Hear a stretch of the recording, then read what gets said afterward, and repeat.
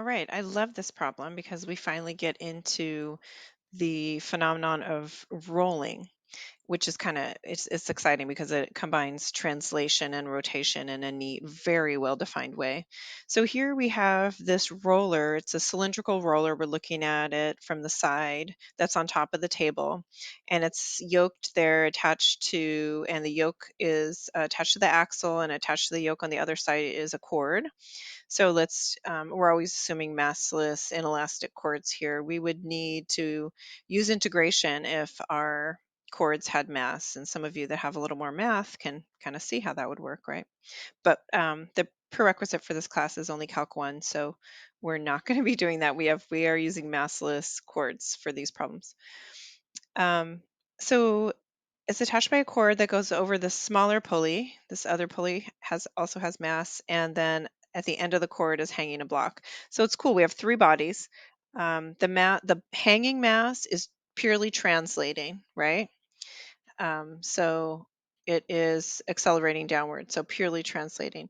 The pulley is purely rotating. Its center of mass is not in motion in any way, and the roller on the table is doing both. It's, again, think about what rolling looks like. It's translating. Its center of mass will be moving to the right across the table, and at the same time it'll be rotating. So kind of cool to think about. In order for that rolling to truly happen, that means you have to have static friction at the interface between the roller and the table. So this interface right here, there must be a coefficient of static friction. And right now is usually when students ask, like, well, wouldn't it be kinetic friction? Because we're talking about motion here. And I would answer, nope, because what the difference between static and kinetic friction is their relative motion at the interface. So if you look at the interface of the two surfaces, and when I say relative motion, that can be loosely interpreted as sliding, right? If you look at that interface, is there any sliding that's occurring at that interface? And with rolling, there isn't. It's like when you if you're driving your car, actually the tire patch that's in contact with the road, that's static friction right there too, unless you're sliding, which is no good, right? So if you're driving under normal conditions and everything's working the way it's supposed to be working with your car, what gives you control actually is the fact that it is static friction. So the very bottom tire patch of your tire is at rest with respect to the road. In fact, that's how it propels the car forward as the tire spins. I'll let you think about that. Okay, if you need more on that, there's plenty more to engage with about why that's static friction. But let's leave that alone for now. Okay, cool. So we're told to determine the acceleration of the hanging block and the coefficient of static friction between the roller and the table. We'll assume for perfect rolling. So we can go ahead and assume it's released from rest. We can make those kind of well-behaved assumptions. So we need to draw some free body diagrams here. Free body diagram um, for the roller and the hanging mass. And then we'll need to draw some torque diagrams, of course. Torque diagram for everything that's rotating, which is going to be the roller and the pulley. Okay. So let's start with, we can start with our free body diagrams. So we'll start with the free body diagram for the roller and free body diagram for the hanging mass there. So as you're looking at the free body diagrams, here, remember, for free body diagrams, you're not considering where the forces are applied, right? We're not thinking about that. We're just thinking about what forces are applied. And we've been doing this for a long time. So as far as force identification goes, remember, we look at what's everything that's touching the body, and then we get our one invisible force. That hasn't changed. So we're still doing that. If I look at the roller, what's in contact with it? Well, I've got this tension to the right, and there's a normal force. The surface underneath the roller is providing a couple things. It's providing a normal force upward, and it's providing a static frictional force. And if you need to pause for a moment and analyze why that static frictional force is going to be to the left, then do that. what I usually tell students is, in a problem like this, the only force that's responsible for the fact that the roller is turning is the force of static friction. You can think about it this way. If you had this set up, but there was no friction between the roller and the table, what would the roller do? It would slide, right? It wouldn't roll. In order for the roller to actually start rolling, there needs to be a force applied off axis. That off axis force is going to be the force of static friction. Okay, so if the force of static friction is going to be the force that is responsible for rolling, now think about the direction of rotation here. Here, direction of alpha, the way you could think about that in a casual way, not vector wise, but like as you're interpreting this physically. So in order to get the thing to roll this way, if you were to apply a force at the bottom of the roller, which is where static frictional force is applied, what direction would it need to be applied in to cause that kind of acceleration? Usually that, if you can like break it down physically, then usually we can figure that out, that it must be therefore to the left. Um, we cannot forget about the weight of the roller. And okay, that's everything. That's all the forces on the roller itself. Now we're also going to do free body diagram for the hanging mass. Here we have a tension. And now the pulley has mass, so we got to make sure here that we don't call these two tensions the same thing. So I'm just going to prime this first one, and then I'll double prime this second one. Use whatever notation you want to use there. We're told that the roller mass and the hanging, actually all three bodies have the same mass. So that's why I'm using that same symbol for mass there. I'm going to say rightward for the roller and upward or positive, going positive in the direction of acceleration. Downward is positive for the hanging mass. Okay, so we can grab a couple equations from there, which are going to be useful. So I can get 2 here from the roller, t prime minus f sub s equals ma. So got that one. And then, of course, by my y analysis, I can see that the normal force is equal to the weight. Nice and simple scenario here. Yeah. Cool. So if I look at my hanging mass and I do similar analysis here, mg minus t double prime equals ma. Again, same acceleration there. It's a non-stretchy chord. So we've got a few equations here already. And now we're going to go ahead and do our torque analysis. So our torque analysis, we can do torque analysis of the roller. And then, of course, we'll need to do torque analysis of the pulley. I can do that here, kind of under the pulley. So torque analysis on the roller, let's think about what that would look like here. So if I'm looking at the roller itself, what is responsible for rotation? As we talked about before, if you look at all the forces on it, normal force isn't responsible for rotation. The tension's not, the weight's not. The only thing that's responsible for the rotation, so the only force that contributes to torque, is the force of static friction there. So I'm going to draw in my R vector and force of static friction. They are 90 degrees apart, so that's super nice. And I can do my analysis here. So the torque, and I would call this the torque caused by friction, right? That's the only torque we have here, is going to be R crossed in with that force of static friction. So I can flesh that out a little bit. The magnitude of radius is 2R for the roller.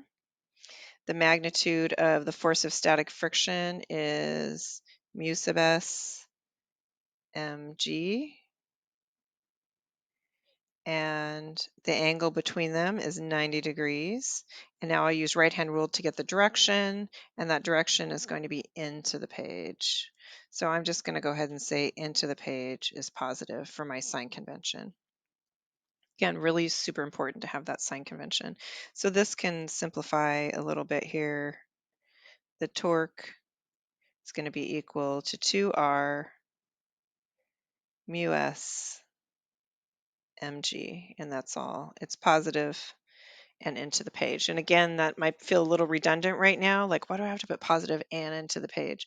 But you're just you're kind of helping your brain to keep accepting the fact that you're working with a vector and it's not a vector that's in the plane of the page. So that might be new to you. So now that I have this torque, I can use it, right? So I figure out the torque and then I use that in my second law statement. And I'm talking about angular second law here. So sum of torques is equal to I times alpha. So sum of torques here is going to be 2R mu s mg. I just have that one torque, right? So that's my torque, is equal to, now, let me just leave this here. I'll call this I prime times alpha, and I'm going to call this alpha prime. So I'm going to have the primes be everything having to do with the roller, all right?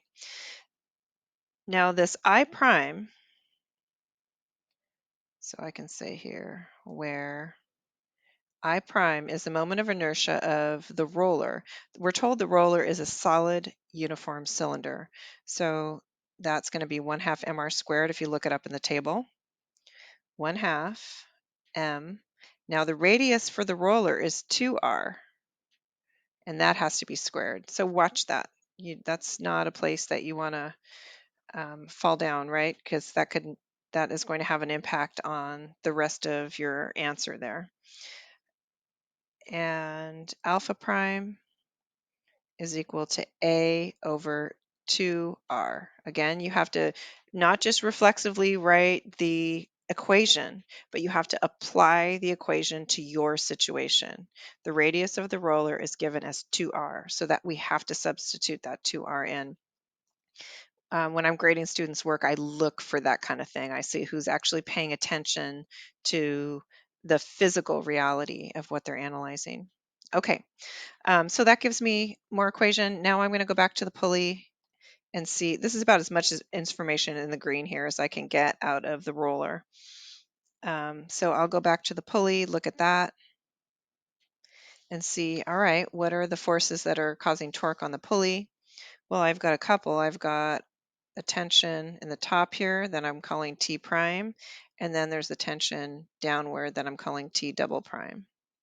So there are those two tensions, and then I can call this one R prime and R double prime. Again, those are going to have the same magnitude, right, of R in the case of the pulley, but they're not the same vector because they have different directions.